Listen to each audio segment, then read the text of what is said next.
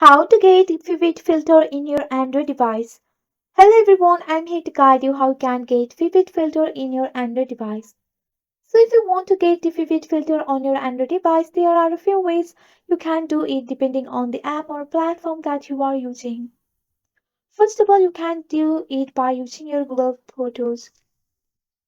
You have to open up your Google Photos here.